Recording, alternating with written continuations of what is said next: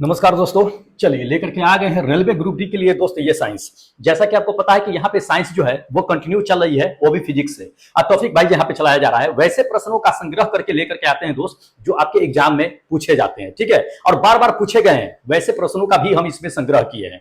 तो दोस्त बिल्कुल मिस मत कीजिएगा, शुरू से अंत तक के वॉच कर लीजिएगा। और जो लोग नए होंगे चैनल को जरूर सब्सक्राइब कर लीजिएगा, क्योंकि दोस्त जितने भी क्वेश्चन डाले गए हैं वो सभी क्वेश्चन ये जान लीजिए कि आपके एग्जाम में काफी बेनिफिट करने वाली है। इसलिए बिल्कुल मिस मत कीजिए, चैनल सब्सक्राइब करके रखिए, क्योंकि डेली हम लेकर के आते हैं आपके लिए टॉपिक वाइज जो प्रश्न आपके बार बार रिपीट होते रहते हैं और आने की संभावना भी है। ठीक है, इसी सब से आएंगे, इसी के इर्द गिर्द रहेंगे, इससे बाहर नहीं जाने वाली है।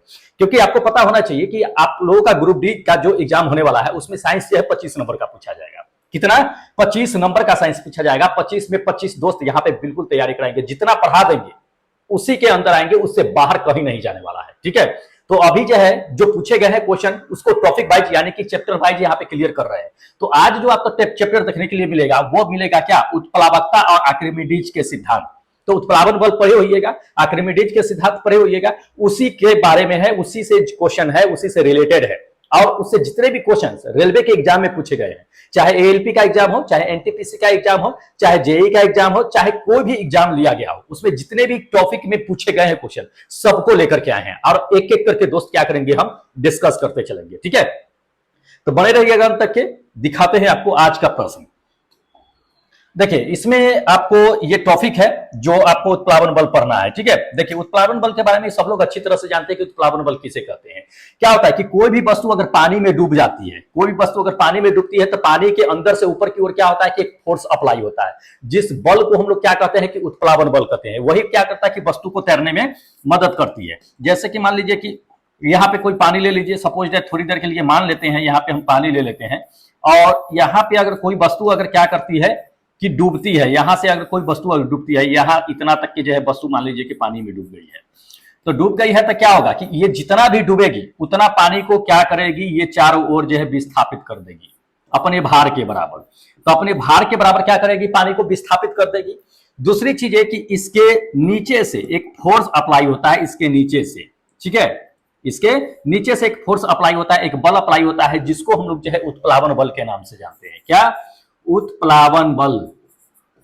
ये उत्प्लावन बल के नाम से जानते हैं, जो ऊपर की ओर लगता है। यही क्या करता है कि वस्तु को तैरने में मदद करती है। ठीक है, और जितना भी पानी विस्थापित होता है वह वस्तु द्वारा हटाए गए पानी जो होते हैं वो जितनी डूबी होती है उसके भार के बराबर होती है। ठीक है, तो ये चीजें है, इसी के बारे में पढ़ना है। चलिए देख लेते हैं क्वेश्चन की क्या क्या दिया गया है। क्वेश्चन एक एक करके डिस्कस करते हैं। देखिए इसमें क्वेश्चन आपको यह चीजें दे दिया गया है। क्या दे दिया गया है दोस्त? क्वेश्चन कि निम्नलिखित में से कौन सा कथन जो है गलत है। स्टेटमेंट गलत हमको चुन लेना है कि इसमें गलत स्टेटमेंट कौन सा दिया गया है। ठीक है, पढ़िए इसको एक एक करके और उसके बाद आप खुद पता लगाइए कि क्या गलत दिया गया है। देखिए इसमें पहला क्वेश्चन पढ़िए, ऑप्शन पढ़िए। इसमें कहता है कि यदि उत्प्लावक बल वस्तु के भार से कम हो तो वस्तु क्या होगी? डूब जाएगी। क्या ये कथन सही है? अगर उत्प्लावन बल जो होगा वो वस्तु के भार से अगर कम होगा, वस्तु के भार से कम होगा तो वस्तु डूब जाएगी, ये सही है। ठीक है, ध्यान रखना ये चीजें, ये सही दिया गया है। दूसरा चीज देख लीजिए, कहता है यदि उत्प्लावक बल वस्तु के भार से अधिक हो तो वस्तु तैरेगी, ये भी सही दिया गया है। अगर उत्प्लावक बल वस्तु के भार से अधिक होना चाहिए, वस्तु के भार से अधिक होना चाहिए, तभी वह क्या करेगी? तैरेगी, नहीं तो कम होगी तो वह डूब जाएगी। ये दोनों सही है, हमें गलत स्टेटमेंट चुनना है। कहता यदि उत्प्लावक बल कहता वस्तु के भार से अगर कम हो तो वस्तु तैरेगी। अगर उत्प्लावक बल वस्तु के भार से अगर कम होगी तो वस्तु नहीं तैरेगी, वस्तु डूब जाएगी। ये गलत स्टेटमेंट दे दिया है। आपका करेक्ट आंसर जो होगा ये थर्ड नंबर आपका करेक्ट आंसर होगा। ध्यान रखना है, ये चीजें इंपॉर्टेंट है। ठीक है, इसको ध्यान में रखिएगा। अब जैसे कि मान लीजिए कि कोई वस्तु है, यहां पे है, यह पानी में क्या है कि है, तो यहां पे पानी में है, तो यहां पे ध्यान रखना है उत्प्लावक बल जो है आपका लगता है, थोड़ा हम कंडीशन आपको समझा देते हैं ताकि आपको याद रहे। तो यहां क्या होगा कि यहां जो है उत्प्लावक बल लगता है। क्या लगता है? उत्प्लावक बल। ये उत्प्लावक बल लगेगा तो इस कंडीशन में ध्यान रखिएगा कि ये जो होगा उत्प्लावक बल जिसको बायोंट फोर्स करते हैं। ठीक है, ये अधिक होगा किसके? ये आपका जो है पानी के भार से यानी कि वेट से। ये वेट से कम मतलब अधिक होगा तो क्या होगा कि तैरेगा। ध्यान रखना है ये चीजें, क्या होगा, तैरेगा, वस्तु जो होगा वो तैरेगा। ये बायोंट फोर्स हो गया, उत्प्लावक बल हो गया। दूसरी कंडीशन जान लीजिए कि या तो बायोंट फोर्स होगा, बायोंट फोर्स कहा गया, हाँ, बायोंट फोर्स इक्वल होना चाहिए भार के, तो भी क्या होगा, वस्तु पानी में डूबी रहेगी लेकिन पूरी नहीं डूबेगी, वो पूरी तरह से क्या डूबेगी नहीं, तैरती रहेगी, पूरा पानी में रहेगी लेकिन तैरती रहेगी। तीसरी कंडीशन ये चीज है कि बॉयंट फोर्स अगर मान लीजिए, यानी कि उत्प्लावन बल अगर मान लीजिए कि भार से कम होगा, तब उस कंडीशन में क्या होगी कि डूब जाएगी। क्या होगी, डूब जाएगी। ध्यान रखना है, ये चीजें इंपॉर्टेंट है, ये इसे नोट कर लीजिएगा क्योंकि एग्जाम में आपको पूछे जाएंगे। ये भी ग्रुप बी के एग्जाम में ये क्वेश्चन पूछा जा चुका है 2018 में। ठीक है, चलिए अगला देखिए, उत्प्लावन बल यानी कि वायुवंशी फोर्स केंद्र हमेशा कहां होता है, उसका सेंटर कहां होता है।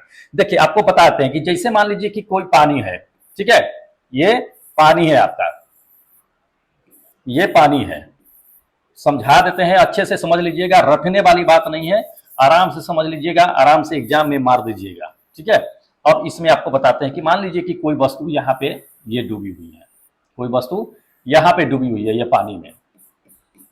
ठीक है, तो जितना पानी में वस्तु डूबती है उतना क्या करती है, पानी को विस्थापित भी कर देती है। ध्यान रखना है ये चीजें। ठीक है, अब इसमें देखिए, इसमें जो वस्तु डूबी हुई है तो इसका भार की बातें कर लेता है, तो इसका भार क्या होगा, तो यहाँ पे जो सेंटर होगा, इसका सेंटर ध्यान रखना है, बायोंट फोर्स ऊपर की ओर अप्लाई होता है हमेशा। बायोंट फोर्स क्या होगा कि ऊपर की ओर अप्लाई होगा, यहाँ ऊपर की ओर हमेशा अप्लाई होगा, तो ये सेंटर तक की अप्लाई होता है, सेंटर तक के चारों ओर से बायोंट फोर्स क्या होता है कि अप्लाई होता है, बायोंट फोर्स अप्लाई होता है चारों तरफ से। ठीक है, अब वस्तु का भार भी क्या होता है कि इसी सेंटर पे होता है, ध्यान रखना है ये चीज। तो बायोंट फोर्स का सेंटर जो होगा वो पानी जो विस्थापित होती है वो, इसका बायोंट फोर्स जो होता है दोनों को एक ही केंद्र पर होता है, मतलब कि एक ही सकेंद्रीय होता है। ध्यान रखना है ये चीजें। ठीक है, तो दोनों एक ही जगह पे होगा, ध्यान रखना है ये चीज। आपको आपका ऑप्शन जो होगा कहता है कि गुरुत्व केंद्र के संपाती होता है, गुरुत्व केंद्र के संपाती नहीं होता है, गलत है। विस्थापित द्रव के आयतन और केंद्र के संपाती होती है, ये ठीक दे दिया है। ये ठीक दे दिया है आपको। ये जो विस्थापित द्रव करता है, विस्थापित द्रव, और ये है आपका जो है इसका जो आयतन पानी का होगा उसका मेन सेंटर जो होगा उसी पे होगा। ये जेईई के एग्जाम में 2014 में ये क्वेश्चन पूछा जा चुका है, इंपॉर्टेंट है। अगला देखिए, अगला कहता है कि किस सिद्धांत या नियम के आधार पर वस्तु पानी में तैरती है। आप लोग अच्छी तरह से जानते हैं किस सिद्धांत में वस्तु पानी पे तैरती है, उस जो तैरती है आर्किमिडीज के सिद्धांत पे। ये आर्किमिडीज के सिद्धांत पे एनटीपीसी के एग्जाम में ये पूछा जा चुका है। बहुत लोग आंख बंद करके मारते हैं कि आर्किमिडीज के सिद्धांत पे कोई वस्तु तैरती है, लेकिन ध्यान रखना है, नोट कर लीजिएगा इस चीज को, आपको याद होना चाहिए। वस्तु को तैरने के लिए, किसे, वस्तु को तैरने के लिए सिर्फ आर्किमिडीज का सिद्धांत ही जरूरी नहीं होता है। ध्यान रखना है ये चीजें, कौन कौन जरूरी होता है ये देख लीजिए। पहला नंबर आपको बताते हैं, याद रखिएगा। पहला घनत्व, क्या, घनत्व। घनत्व जो होना चाहिए वो कम होना चाहिए, किसका, वस्तु का। वस्तु का घनत्व कम होगा तभी पानी में तैरेगा। दूसरा चीज ये जान लीजिए कि उत्प्लावन बल लगना चाहिए, उत्प्लावन बल लगना चाहिए जो आर्किमिडीज के सिद्धांत पे आधारित होता है। ध्यान रखना है ये चीजें, आर्किमिडीज के सिद्धांत पे। तीसरी ये चीजें जान लीजिए कि वस्तु तब तैरेगी जब जितना भार रहता है वस्तु का उतना वो पानी विस्थापित कर देता है, मतलब कि विस्थापित पानी जो होगा वो वस्तु के भार के बराबर होगा, वस्तु के भार के बराबर, तभी वस्तु क्या होगा कि पानी में तैरेगा। ये तीन कंडीशन होता है। सिर्फ आर्किमिडीज के सिद्धांत पे नहीं चलेंगे, लेकिन हम लोग क्या है आर्किमिडीज का नियम ही पढ़ रहे हैं, इसलिए हम लोग आर्किमिडीज का सिद्धांत मार देंगे आसानी से। ठीक है, लेकिन ये तीन चीजें होना चाहिए, घनत्व भी कम होना चाहिए। अगर वस्तु का घनत्व ज्यादा होगा तो पानी में डूब जाएगा, इसलिए वस्तु का घनत्व क्या होना चाहिए, कम होगा, तब ये वो पानी में तैरेगा। उत्प्लावन बल लगना चाहिए। उत्प्लावन बल कब लगेगा, जब वस्तु पानी जो पानी विस्थापित करता है उसके बराबर या उससे कम होना चाहिए तभी। ठीक है, इसको ध्यान में रखना है, एनटीपीसी के एग्जाम में पूछा गया है। अगला नंबर देखिए, कहता है कि जब किसी पिंड को किसी द्रव पूर्णतः या आंशिक डुबाया जाता है तो यह पिंड जो है विस्थापित द्रव भार के बराबर होता है। उत्क्षेप दे दिया है या उत्प्लावन बल कहिए। उत्प्लावन, उत्प्लावन बल भी कह सकते हैं इसको, ध्यान रखना है ये चीजें, का अनुभव करता है, यह किस सिद्धांत के रूप में जाना जाता है? हम लोग अच्छी तरह से जानते हैं आर्किमिडीज के सिद्धांत। क्या? आर्किमिडीज के सिद्धांत 2014 में ये पूछा जा चुका है जेई के एग्जाम में, ध्यान रखना है, इंपॉर्टेंट है। चलिए नेक्स्ट क्वेश्चन दिखा देते हैं। देखिए अगला नंबर ये दे दिया है आर्किमिडीज के सिद्धांत के बारे में कि आर्किमिडीज का सिद्धांत के अनुसार किसी द्रव में डूबे हुए पिंड के द्वारा अनुभव किया गया उत्प्लावन बल निम्नलिखित में से किसके बराबर होता है? उत्प्लावन बल जो होता है वो किसके बराबर होता है? तो उत्प्लावन बल होता है कि पानी द्वारा जो विस्थापित द्रव होता है उसके बराबर होता है, ध्यान रखना है। तो ये आपका क्या होगा कि सेकेंड नंबर आंसर करेक्ट हो जाएगा कि बस पिंड द्वारा विस्थापित द्रव का भार जो होता है वही क्या होता है कि उत्प्लावन बल के बराबर होता है, ध्यान रखना है। ये विस्थापित द्रव जो होगा वो क्या होगा? उत्प्लावन बल के बराबर होगा, ध्यान रखना है ये चीजें,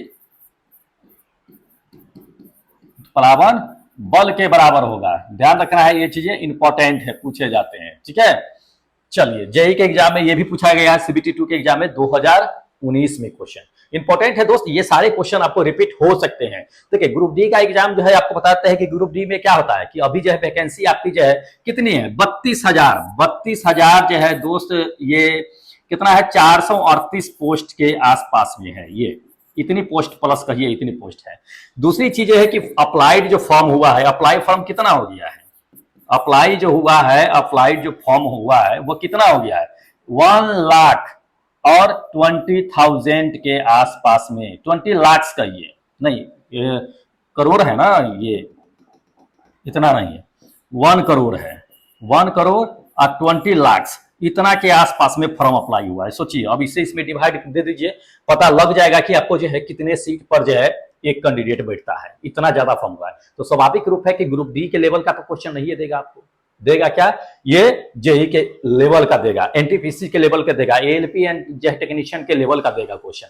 इसलिए दोस्त मेहनत कीजिए ढंग से। साइंस में नंबर लाना आसान है, साइंस में नंबर लाना आसान है, आराम से ला सकते हैं। जितना आपका सिलेबस है, एक बाउंड्री होता है साइंस का, उसी के अंदर पूछे जाते हैं, उससे बाहर नहीं पूछा जाएगा। ठीक है, इसलिए जो लोग साइंस में मेहनत कर रहे हैं आराम से 25 नंबर ला सकते हैं। ठीक है, चलिए अभी और मेरे पास बहुत सारा मटेरियल ऐसे हैं जो आप लोगों के लिए लेकर के आएंगे। ठीक है, तो बने रहिएगा, तब तो लेकर के आएंगे। ठीक है, चलिए देखिए एएलपी एंड टेक्नीशियन के ये एग्जाम में पूछा जा चुका है 2018 में। क्या दे दिया है कि पानी के द्वारा ऊपर की तरफ लगाए जाने वाले बल को क्या कहते हैं? पानी के ऊपर जो बल लगता है उसको क्या कहते हैं? उत्प्लावन बल कहते हैं, यही ना कहते हैं? उत्प्लावन बल कहते हैं इसको, ध्यान रखना है, इंपॉर्टेंट है। चलिए अगला देखिए, कहता है जहाजों की गति में वृद्धि डैश के आधार पर होती है। तो ये भी एनटीपीसी के एग्जाम में पूछा गया है 2016 में। तो जहाजों की गति किसके कारण जो है वृद्धि होती रहती है? देखिए आपको पता ही है कि जहाजों में गति जो वृद्धि होती है वो उत्प्लावन बल के कारण होता है, या कम डेंसिटी, कम घनत्व की वजह से होता है। और तीसरी चीज ये है कि आर्किमिडीज के सिद्धांत पे वो काम करते रहता है। ठीक है, तो आर्किमिडीज का सिद्धांत दे सकते हैं, या उत्प्लावन बल के कारण ही क्या होता है कि जहाज जो होता है वो आगे स्पीड में बढ़ती चली जाती है। अगर उत्प्लावन बल न लगे तो क्या जहाज आगे बढ़ेगी? नहीं। जिस दिन जो है जहाज का डेंसिटी यानी कि घनत्व पानी से ज्यादा हो जाएगा उस दिन जहाज डूब जाएगा, ध्यान रखना है ये चीज। और उत्प्लावन बल अगर जान लीजिए कि कम हो जाएगा तो भी जहाज डूब जाएगा। जहाज अगर डूब सकता है इसके कंडीशन है, कभी कभी पूछ देता है आपको, जहाज डूब जाएगी, डूब जाएगी, कब डूब जाएगी? ये थोड़ा सा जान लीजिए आपको कंडीशन। पहले नंबर था घनत्व। अगर घनत्व अगर मान लीजिए कि पानी से ज्यादा हो जाएगा, किसे? पानी से ज्यादा अगर हो जाए, पानी से ज्यादा जिस दिन हो जाएगा, ये चीजें जान लीजिए कि जहाज जो होगा वो डूब जाएगा। दूसरा नंबर उत्प्लावन बल, उत्प्लावन बल, ये उत्प्लावन बल जिस दिन जो है वो कम हो जाएगा, ज्यादा नहीं, क्या हो जाएगा? कम हो जाएगा। किससे? वस्तु के भार से, वस्तु के भार से। उस दिन क्या होगा कि जहाज डूब जाएगा, या कोई भी वस्तु पानी में रहेगी वो डूब जाएगी। तीसरी चीजें ये जान लीजिए कि वेट, वस्तु का भार, यही दो चीज तो होनी चाहिए। हाँ, यही दो चीज होनी चाहिए, तभी क्या होगी कि वस्तु पानी में डूब सकती है। ये दो कंडीशन होना चाहिए। ठीक है, तो इसको ध्यान में रखना है, इंपॉर्टेंट है, पूछे गए हैं आर्किमिडीज के सिद्धांत। चलिए अगला देखिए, कहता है कि ऊपरी प्रनोद और भार डैश में प्रयुक्त होता है। तो ऊपरी प्रनोद और भार किस में प्रयुक्त होता है, ये चीजें जानना है। देखिए, ऊपरी प्रनोद और भार जो होता है वो जान लीजिए कि एक दूसरे के क्या होता है कि विपरीत होता है। क्या होता है, एक दूसरे के विपरीत होता है। ऊपरी प्रनोद, जैसे कि ऊपरी प्रनोद ये हो गया और ये वस्तु का भार हो गया, ये भार। तो भार हमेशा पानी में क्या होता है कि हमेशा पानी में जो है नीचे की ओर लगता है, ध्यान रखना है। ये ऊपरी प्रनोद है, ऊपरी प्रनोद। तो ये ऊपरी प्रनोद ऊपर की ओर लगता है, यह भार जो है वो हमेशा नीचे की ओर लगता है। मतलब कि अगर देख लिया जाए ये दोनों, तो ये दोनों जो होता है ये विपरीत लगता है। क्या, विपरीत दिशा में अप्लाई होते रहता है एक दूसरे के, ध्यान रखना है ये चीजें। तो जिस वजह से क्या होता है कि प्रयुक्त होता है ये उत्प्लावन बल। ठीक है, चलिए अगला देखिए, कहता है कि किसी वस्तु को तरल पदार्थ पर रखे जाने से उत्पन्न ऊर्ध्वगामी दबाव को क्या कहते हैं। देखिए, कोई भी वस्तु को अगर तरल पदार्थ पे रखिएगा, पानी पे अगर रखिएगा, ये पानी हो गया। अगर किसी भी वस्तु को मान लीजिए कि इसके ऊपर अगर रखते हैं आप, सपोजेड पूरा नहीं रख रहे हैं हम, नीचे ही रख रहे हैं, ठीक है, ये द्रव हो गया, ये द्रव है, ये वस्तु हो गया। तो ये वस्तु को अगर द्रव के ऊपर रखिएगा, वैसे ही क्या होता है कि यहाँ पे जो होता है, यहाँ पे एक बल अप्लाई होने लगता है, जिस बल को हम लोग क्या कहते हैं, उत्प्लावन बल के नाम से जानते हैं। उत्प्लावन, ये उत्प्लावन बल।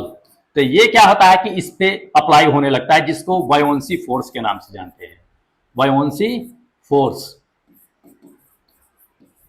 इसको बायोन्सी फोर्स के नाम से हम लोग जानते हैं। तो ये आपका क्या होगा कि फर्स्ट नंबर आंसर करेक्ट हो जाएगा कि बायोन्सी फोर्स जो है अप्लाई होता है इसके ऊपर की ओर। ठीक है, तो यही इसमें कहा जा रहा है। चलिए अगला क्वेश्चन दिखा देते हैं। ये भी जो है जेई के एग्जाम में, किस एग्जाम में पूछा गया था क्वेश्चन, एनटीपीसी के एग्जाम में पूछा गया था 2016 में। इंपॉर्टेंट है, देखिए जितना भी क्वेश्चन पूछे गए हैं वो इंपॉर्टेंट है, बिल्कुल इसको आप मतलब कि इग्नोर मत कीजिएगा, ध्यान रखिएगा ये चीज, इग्नोर नहीं करना है दोस्त। जितना भी क्वेश्चन है काफी इंपॉर्टेंट है, सारे एनटीपीसी में और जेई के एग्जाम के लेवल में पूछा गया है। भले ठीक है आप पढ़े होइएगा, अच्छे से कमांड होगा तो आपको इजी लग रहा होगा, लेकिन जो लोग नहीं पढ़े होंगे उसको इजी नहीं लग रहा होगा। ठीक है, तो पढ़ना जरूरी है। वैसे 8 क्लास में आपने पढ़े होइएगा, 10th में भी पढ़े हैं या 9th में पढ़े होइएगा, तो इसके ये इंपॉर्टेंट ही है चैप्टर। अगला नंबर देखिए, कहता है कि एक डूबे हुए पिंड पर पानी द्वारा लगाए जाने वाले उत्प्लावन बल का दूसरा नाम क्या है। उत्प्लावन बल का दूसरा नाम क्या है, देखिए उत्प्लावन बल जो होता है आपको बताते हैं, उत्प्लावन, ये उत्प्लावन बल है, इसी को दूसरे नाम से भी जानते हैं। किस नाम से जानते हैं, तो एक तो ये बायोन्ट फोर्स, क्या, बायोन्ट, एक तो बायोन्ट फोर्स होता है उसके नाम से जानते हैं, अंग्रेजी में इसको कहते हैं। दूसरी, तीसरी चीजें क्या है, इसको जो है उत्क्षेपण के नाम से जानते हैं। क्या, उत्क्षेपण, ध्यान रखना है ये चीजें, उत्क्षेप, उत्क्षेप के नाम से भी इसको जानते हैं। तो ये 3 नाम होते हैं, इसको ध्यान रखना है, इंपॉर्टेंट है, पूछे जाते हैं। तो ये आपका क्या होगा, सेकेंड नंबर आंसर जो होगा वो बिल्कुल करेक्ट आंसर होगा। जेई के एग्जाम में पूछा जा चुका है क्वेश्चन 2019 में। इंपॉर्टेंट है दोस्त, सारे इंपॉर्टेंट है। देखिए सबको स्क्रीनशॉट ले रहे हैं तो अच्छी बातें हैं, अगर आप स्क्रीनशॉट न ले रहे हैं तो कोई बात नहीं है, टेलीग्राम से आप ज्वाइन हो जाइएगा, टेलीग्राम पे ये पीडीएफ आपको सेंड कर दिया जाएगा। ठीक है, टेलीग्राम से ज्वाइन हो जाइएगा, टेलीग्राम पे आपको सारा पीडीएफ जो है सेंड होते रहता है, जैसे टॉपिक खत्म होता है उसका पीडीएफ आपको सेंड कर दिया जाता है। ठीक है, तो जाइएगा टेलीग्राम से ज्वाइन हो जाइएगा, आराम से रिवीजन मार दीजिएगा एक बार। उसमें बहुत ही सरल भाषा से दिया गया है, जो हम पीडीएफ बनाए हैं उसमें बहुत काफी सरल भाषा में दिया गया है, तो आसानी से उसको पढ़ करके आप समझ सकते हैं। ठीक है, चलिए अगला दिखाते हैं क्वेश्चन। देखिए दे दिया कि यदि आप एक गिलास को पानी और बर्फ से पूरी तरह भरते हैं तो बर्फ क्या होता है कि पूरी तरह से गल जाती है कुछ समय के बाद, क्या तो क्या होगा। देखिए जब एक गिलास में हम क्या करते हैं, मान लीजिए कि ये गिलास हो गया, ये गिलास हो गया, इसमें क्या है कि बर्फ है, इसमें पानी है, ये पानी है। अब इसमें क्या करते हैं कि बर्फ का एक हम क्या करते हैं कि टुकड़ा ले लेते हैं, बर्फ का एक टुकड़ा ले लेते हैं, इसमें हम क्या करते हैं कि रख देते हैं, बर्फ का एक टुकड़ा रख देते हैं, ये ले लेते हैं, ले लेते हैं। इसके बाद क्या हो सकता है इसमें कंडीशन,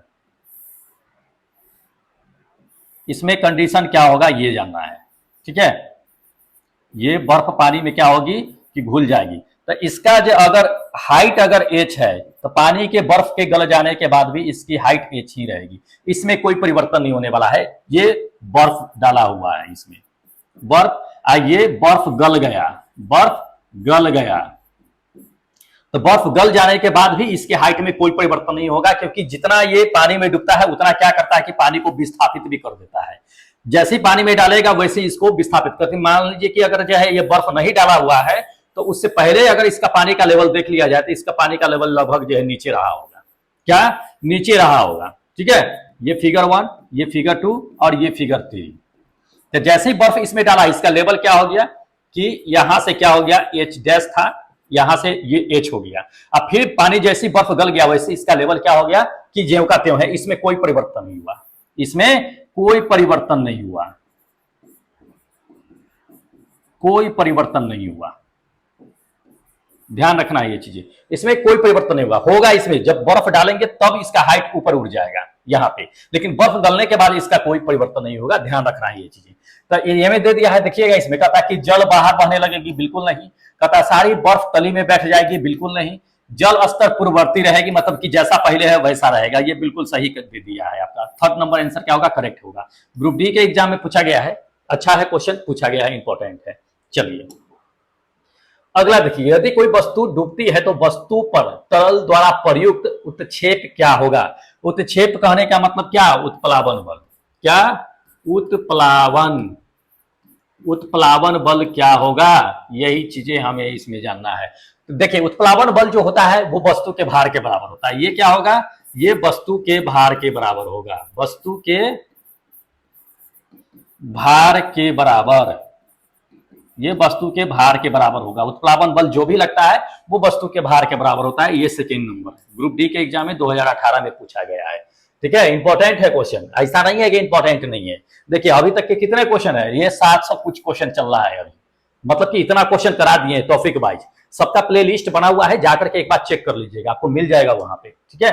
चलिए अगला नंबर देखिए, कहता है कि उत्क्षेप, उत्क्षेप बल मतलब कि क्या, उत्प्लावन बल, उत्प्लावन बल, ये उत्प्लावन बल की बातें कर रहा है।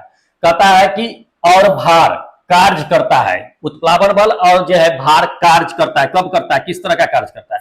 मान लीजिए कि यहाँ पे जल है, कोई वस्तु को अगर पानी में आप डुबा दिए हैं, कोई वस्तु को पानी में आप डुबा दिए हैं, पानी में डुबा दिए हैं, तो इसके नीचे से क्या होता है कि बल लगता है, नीचे से बल लगता है। तो ये क्या करेगा कि ये पानी को इधर इधर विस्थापित कर देगी, या पानी को विस्थापित कर देगी। ध्यान रखना है ये चीजें। तो विस्थापित द्रव हो जाएगा, ये विस्थापित द्रव, विस्थापित द्रव हो जाएगा, ये वस्तु का भार हो जाएगा, वस्तु का भार। तो ये वस्तु का भार और ये दोनों क्या होता है कि इक्वल होता है। ये उत्प्लावन बल, ये उत्प्लावन बल, ध्यान रखना है ये चीजें। तो उत्प्लावन बल जो होगा वो विस्थापित द्रव के बराबर होगा। विस्थापित द्रव जो होगा ये चीजें जान लीजिए कि वस्तु के भार के बराबर होगा, तो वही उसमें उत्प्लावन बल कहता है। और इस पे जो है वस्तु का भार, भार तो नीचे की ओर लगेगा, तो दोनों क्या होता है कि एक दूसरे के विपरीत दिशा में होता है। भार हमेशा क्या होगा, नीचे की ओर ऐसे लगेगा, नीचे की ओर, और उत्प्लावन बल जो है ये ऊपर की ओर लगेगा। तो दोनों क्या होगा कि एक दूसरे के विपरीत दिशा में लगेगा। इससे पहले भी समझा दिए थे हम, तो ये विपरीत दिशा में लगेगा। सेकेंड नंबर आपका आंसर करेक्ट हो जाएगा, ठीक है। ग्रुप डी के एग्जाम में ये पूछा गया है 2018 में। चलिए अगला नंबर देखिए, कहता है किसी द्रव तल के लंबत कार्य करने वाला बल क्या कहलाता है। किसी द्रव के तल पे लंबत अगर कार्य करता है, ठीक है, कि ये द्रव हो गया, यहां पे अगर वस्तु को हम डुबा देते हैं थोड़ी देर के लिए, यहां पे डुबा दिए वस्तु को, तो इसमें क्या होगा, देखिए इसमें क्या होता है कि लंबत कार्य लगता है, इसमें लंबत बल लगता है इस तरह से। तो ये लंबत बल जो लगता है,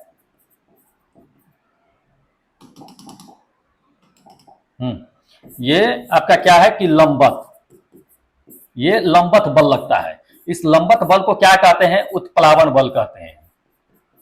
क्या, उत्प्लावन बल, ध्यान रखना है ये चीजें। और इसी उत्प्लावन बल को हम दूसरे के नाम से भी जानते हैं, क्या जानते हैं, उत्क्षेप, उत्क्षेप बल भी कहते हैं इसको, ध्यान रखना है। तो ये आपका क्या होगा कि ये फर्स्ट नंबर आंसर जो होगा वो बिल्कुल करेक्ट आंसर होगा, ठीक है। अब भार जो होगा हमेशा नीचे की ओर लगेगा और उत्प्लावन बल ऊपर की ओर, तो दोनों एक दूसरे के विपरीत दिशा में लगता है। चलिए अगला नंबर 723 नंबर क्वेश्चन है, दे दिया है कि जब किसी वस्तु को पानी में डुबाई जाती है तो उस पर जो है ऊपर की ओर बल कार्य करता है, उस बल को क्या कहते हैं। वही क्वेश्चन दे दिया है, रिपीट कर दिया है, उसको उत्प्लावन बल कहते हैं। देखिए इसका दूसरा नाम दे दिया था उत्क्षेप, यही ना दे दिया था, उत्क्षेप दे दिया था, उत्क्षेप दे दिया था। तो कोई बात नहीं, उत्क्षेप दे दे या उत्प्लावन दे दे, नाम चेंज कर दिया उसे मतलब नहीं, नाम आपको याद होना चाहिए, कंफ्यूज मत होइएगा ना तो एग्जाम में उत्प्लावन बल खोजते रह जाइएगा। चलिए देख लीजिए, कहता है कि निम्नलिखित में से कौन जो है आर्किमिडीज के सिद्धांत पर आधारित नहीं है। लैक्टोमीटर, लैक्टोमीटर जो है आर्किमिडीज के सिद्धांत पर आधारित है। ये दो चीजों पे जो है आधारित होती है। पहली नंबर तो जान लीजिए ये होता है आर्किमिडीज के सिद्धांत पे, आर्किमिडीज इसके सिद्धांत पे काम करता है। दूसरी चीजें इस पे जो काम करता है वो गुरुत्वाकर्षण भी काम करता है, गुरुत्वाकर्षण इसके सिद्धांत पे भी क्या करता है कि ये लैक्टोमीटर काम करता है, ध्यान रखिएगा। हवाई जहाज के पंखे विंग्स जो तैयार होते हैं ये काम नहीं करता। हवाई जहाज जो हवा में उड़ती है ना तो उसका विंग्स क्या पानी के लिए मतलब कि स्पेसिफिक बनाई रहती है? बिल्कुल नहीं बनाई रहती, उसके पानी के लिए डिजाइन नहीं किया होता है, वो हवा के लिए डिजाइन किया होता है ताकि वो हवा में आसानी से तैर सके, आराम से जो है आगे निकल सके। पानी के लिए डिजाइन नहीं होता है, ध्यान रखना है। तो हवाई जहाज के पंख जो होते हैं वो बिल्कुल पानी के लिए नहीं होते हैं। तीसरा दे दिया जहाज जो होते हैं पनडुब्बी, ये भी आपका रहता है। हाइड्रोमीटर ये भी इस पे काम करता है, एनटीपीसी के एग्जाम में 2021 में पूछा गया है, ठीक है। तो ये आपका क्या होगा कि ये बिल्कुल करेक्ट आंसर हो जाएगा अकॉर्डिंग टू क्वेश्चन, ठीक है। ये मतलब कि सही नहीं दिखाया गया है, आर्किमिडीज के सिद्धांत पर काम नहीं करेगा। अगला नंबर देख लीजिए, अगला कहता है कि निम्नलिखित में से क्या आर्किमिडीज के सिद्धांत पर आधारित नहीं है? वही क्वेश्चन दे दिया, आर्किमिडीज के सिद्धांत पर कौन आधारित नहीं होगा? ऑडोमीटर, ऑडोमीटर नहीं होगा, ठीक है। बाकी ये जो देख रहे हैं ये भी होगा, ये भी होगा, ये होगा, लेकिन ये नहीं होगा। ऑडोमीटर क्या करता है? ऑडोमीटर दोस्त जो है ये गाड़ी में लगी होती है, तो गाड़ी का क्या करती है? ये स्पीड मापती है। ऑडोमीटर जो है सो स्पीड कहिए या उसकी गाड़ी की दूरी मेजर करने का काम करती है ऑडोमीटर जो होती है सो, ठीक है। तो ये पनडुब्बी, ये सब लैक्टोमीटर, हाइड्रोमीटर, ये सब क्या होता है कि पानी में रहती है, तो ये इस पे क्या होता है कि उत्प्लावन बल काम करती है और आर्किमिडीज के सिद्धांत को पालन करती है, लेकिन ये नहीं करती है, ठीक है। ये ग्रुप डी के एग्जाम में पूछा जा चुका है। चलिए नेक्स्ट क्वेश्चन देख लीजिए, कहता है यदि कोई वस्तु पानी में तैरती है तो वस्तु पर जल द्वारा लगाए जाने वाले बल, उत्क्षेप बल जो होगा वो डैश होगा। तो लगाए जाने वाला बल क्या होता है कि वस्तु के भार के बराबर होता है या उससे कम होता है, ठीक है। तो उत्प्लावन बल जो होगा वो ये चीज जान लीजिए, या तो वस्तु के भार से कम, वस्तु के भार से कम नहीं होता है, बराबर होता है या तो ज्यादा होता है। कम होगा तब तो भाई जो है गड़बड़ हो जाएगा। उत्प्लावन बल डैश होगा, वस्तु के भार से कम नहीं हो सकता है, हमेशा ज्यादा रहता है। वस्तु के भार से ये क्या हो सकता है कि आपका बराबर होता है या वस्तु के भार से अधिक होता है, दो कंडीशन होता है। तो आप इसमें आप ले सकते हैं कि अधिक होता है, हमेशा बायोंट फोर्स जो होगा वो अधिक होगा किससे?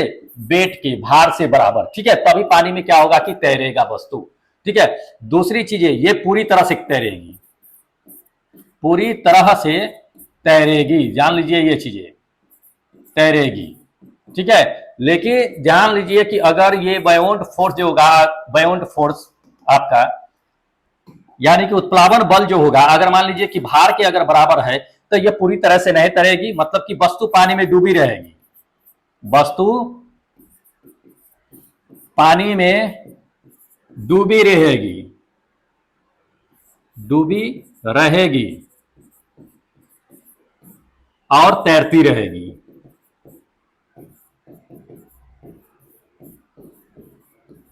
ध्यान रखना ये चीजें पानी में तो डूब जाएगी, आपको ऊपर से लगेगा कि डूबा हुआ है, लेकिन पानी के अंदर ही पूरा जमीन पे नहीं जाएगी, या क्या होगी कि तैरती रहेगी। हाँ, जमीन पे कब जाएगी? जब मान लीजिए कि इसका जो है ये वेट ज्यादा हो जाएगा तो पानी पूरी तरह से धरती में चली जाएगी, डूब जाएगी। लेकिन पूरी तरह से अगर तैरना है तो ये बायोंट फोर्स होगा। अगर देख लिया जाता है अकॉर्डिंग टू क्वेश्चन, यही आपका करेक्ट आंसर हो जाएगा। ये करेक्ट है आंसर होगा 100%। ध्यान रखना ये चीजें, ठीक है। ये पानी में डूब जाएगी, तैरती रहेगी, लेकिन ये पूरी तरह से अगर तैरेगी तो यहाँ पे तैरने की बातें ही कर रही है कि उत्क्षेप बल जो होगा वो क्या होगा, तो वस्तु के भार के बराबर, मतलब कि वस्तु के भार से अधिक होती है उत्क्षेप बल जो होती है सो। चलिए अगला नंबर देख लीजिए, अगला नंबर दे दिया है आपको ये क्वेश्चन कि जब एक पिंड को किसी तरल में पूरी तरह से डुबाई जाती है या आंशिक रूप से डुबाई जाती है तब उसका ऊर्ध्वाधर दिशा बल में परिवर्तित होता है जो उस पिंड द्वारा विस्थापित किए गए तरल पदार्थ के भार के बराबर होता है। यह नियम जो है किसके द्वारा स्पष्ट किया गया था? तो यह नियम जो है मिस्टर आर्किमिडीज के सिद्धांत के द्वारा स्पष्ट किया गया था। ठीक है, तो इसको ध्यान में रखिएगा, ये आर्किमिडीज साहब ने ही बताया था, ग्रुप डी के एग्जाम में पूछा गया है 2018 में। चलिए अगला नंबर देख लीजिए, उत्प्लावन बल का परिमाण जो होता है वो तरल के किस पे निर्भर होता है? डैश पे निर्भर होता है। किस पे निर्भर होता है? देखिए ये उत्प्लावन बल जो होता है वो किस पे डिपेंड होता है? वो डिपेंड होता है घनत्व पे। किस पे? घनत्व पे। आपको पहले ही बता दिए थे कि पानी वस्तु तैरेगी, तो तैरेगी तो कब तैरेगी? इसके लिए कंडीशन बता दिए थे कि घनत्व जो होगा वो क्या होना चाहिए? कम होना चाहिए पानी से। किससे? पानी से कम होना चाहिए, तभी तैरेगी। दूसरी चीजें ये चीजें थी कि उस पर उत्प्लावन बल लगना चाहिए। उत्प्लावन बल अब लगेगा तभी जो है क्या होगा कि तैरेगी वस्तु। तीसरी चीजें ये चीजें बता दिए थे कि वस्तु का भार जो होगा, भार वो क्या होना चाहिए? वो कम होना चाहिए। किससे? तो ये उत्प्लावन बल से, तभी क्या होगी कि वस्तु तैरेगी। तो यहां पे घनत्व ही आपका मायने रखता है, ध्यान रखना है। ये भी ग्रुप डी के एग्जाम में 2018 में पूछी गई है। देखिए अगला नंबर पे दिया, उत्प्लावन बल का डैश द्रव घनत्व और आयतन पर निर्भर करती है। तो उत्प्लावन बल का क्या है? जो द्रव के घनत्व और आयतन पर दोनों पे डिपेंड करती है। देखिए ये जो डिपेंड करती है इसका परिमाण, इसका क्या है? परिमाण डिपेंड करती है, इसका मैग्नीट्यूड डिपेंड करती है कि वस्तु का घनत्व क्या है, वस्तु का आयतन क्या है, तभी उत्प्लावन बल क्या होता है कि लगता है। ध्यान रखना ये चीज, जेई के एग्जाम में पूछा जा चुका है 2019 में। चलिए अगला नंबर देखिए, अगला नंबर आपको दे दिया है कि जब कोई वस्तु द्रव में डूबी होती है, तो उस पर क्या कहता है? उत्प्लावन बल क्यों लगता है? ठीक है, क्यों लगता है ये चीजें है ना। देखिए जब कोई वस्तु पानी में डूबी होती है तो उस पर उत्प्लावन बल कब क्यों लगता है? नहीं लगना चाहिए था। उत्प्लावन बल इसलिए लगती है, उसका दो कंडीशन होता है कि वस्तु जब जैसे पानी में डूबती है वो उतना पानी जो है अपने आप को विस्थापित कर देती है पानी को। तो जो विस्थापित होती है पानी वो वस्तु के भार के बराबर होती है, तो उस पर क्या होता है कि उत्प्लावन बल लगना शुरू हो जाती है। दूसरी कंडीशन है कि उसका घनत्व क्या होता है कि पानी से कम होता है वस्तु का, इसलिए वो तैरती रहती है और उस पर उत्प्लावन बल लगती है। चलिए इसमें देखते चलते हैं, क्योंकि द्रव का दबाव जो है वस्तु के पर जो है ऊपर की ओर जो है लगती है, क्या ये होनी चाहिए? देखिए क्योंकि वस्तु का द्रव का दबाव जो है वस्तु के ऊपर की ओर लगता है, ये सही है, ऊपर की ओर ही दबाव लगता है, तभी क्या होता है कि ये तैर पाती है। नहीं तो नीचे की ओर दबाव लगेगा, नीचे की ओर अगर वेट लगेगा तो वो क्या होगा कि आसानी से डूब जाएगा। तो ये चीज है, ऊपर की ओर जो है दबाव लगता है, इसलिए वो क्या होता है कि वो उत्प्लावन बल काम करता है। ठीक है, ये ऊपर की ओर लगता है ना, ये उत्प्लावन बल होता है। तो ये उत्प्लावन बल लगता है, तो ये उत्प्लावन बल ऊपर की ओर दबाव होता है। ये दबाव जो होता है कहां होता है? ऊपर की ओर होता है। इसीलिए क्या होता है आपका कि आराम से क्या होता है कि वो तैरते रहता है। ठीक है, ध्यान रखना है, इंपॉर्टेंट है। ऊपर की ओर दबाव जो होगा वो ऊपर की ओर लगेगा, इसलिए जो है वो वस्तु तैरेगी। अच्छा, तो इतने क्वेश्चन थे दोस्त अभी आपके उत्प्लावन बल से, यानी कि वायंसी फोर्स से। ठीक है, आर्किमिडीज के सिद्धांत से। लेकिन अब जान लीजिए कि अगला टॉपिक भी लेकर के आना है मुझे, तो नेक्स्ट टॉपिक भी बहुत इंपॉर्टेंट है, उसे भी मिस मत कीजिएगा। और जल्दी ही आपका क्या करेंगे कि सिलेबस खत्म कर देंगे, फिजिक्स, केमिस्ट्री और बायोलॉजी, अगर आप कंटिन्यू मेरे साथ बने रहिएगा तो। वैसे तो हम कंटिन्यू आपके साथ बने रहते हैं, आप लोग चैनल सब्सक्राइब करके रखिएगा, आपको काफी हेल्प करेगा आपके एग्जाम में। बाकी जिन लोगों को अगर ग्रुप डी का अगर टेस्ट लगाना चाहते हैं, जो लोग अगर मान लीजिए कि ग्रुप डी का अगर टेस्ट लगाना चाहते हैं, ग्रुप डी के लिए किसका? साइंस का अगर दोस्त आप टेस्ट लगाना चाहते हैं तो टेस्ट आप लगा सकते हैं। इसके लिए एप्लीकेशन डाउनलोड करना पड़ेगा, ऐप जो है डाउनलोड कर लीजिएगा। ठीक है, डाउनलोड कर लीजिएगा ऐप का जो नाम है वो ऐप का नाम है क्या है? ERCB sir. यहां से क्या होता है कि आप एप्लीकेशन डाउनलोड कर लीजिएगा। यहीं पे क्या करता है कि ग्रुप डी का टेस्ट कंटिन्यू चल रहा है, तो आप मिस मत कीजिए, जाकर के डाउनलोड कीजिए या जाकर के टेस्ट लगाइए। ठीक है, और जो लोग अभी तक चैनल सब्सक्राइब नहीं किए हैं या एप्लीकेशन डाउनलोड नहीं किए हैं तो एप्लीकेशन जरूर डाउनलोड कर लीजिएगा, चैनल जरूर सब्सक्राइब करके रखिएगा। क्योंकि देखिए जैसे ही मतलब कि अगले दिन जो है न्यू टॉपिक लेकर के आएंगे आप तक के नोटिफिकेशन पहुंच जाएगा। तो नोटिफिकेशन बेल आइकन जो होता है वो भी ऑन कर लीजिएगा, ठीक है। चलिए दोस्त, अब हमें क्या कीजिए कि इजाजत दे दीजिए, क्योंकि फिर अगले दिन भी है जो नेक्स्ट टॉपिक है उसको लेकर के आएंगे, जिससे क्वेश्चन आपको बार बार एग्जाम में पूछे जाते हैं वो लेकर के, ठीक है। तो अब हमें इजाजत दे दीजिए, फिर मिलेंगे अगले दिन एक नए वीडियो में, तब तक जय हिंद दोस्तों।